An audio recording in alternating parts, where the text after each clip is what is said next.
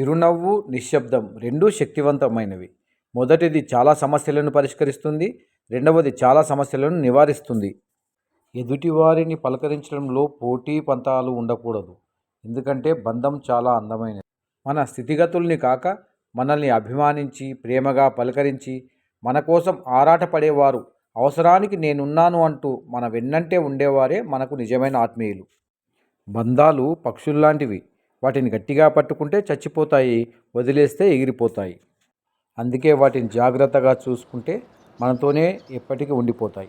చిరునవ్వుతో కూడిన వైఖరి ప్రతికూల పరిస్థితులను కూడా అవకాశాలుగా మార్చగలదు.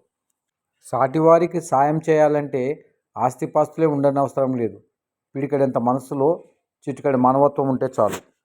మిత్రమా, సాటివారికి సాయం చేసే గుణం మనలో ఉన్నంత వరకు భగవంతుడు ఎప్పుడూ మనకు తోడుగానే ఉంటాడు.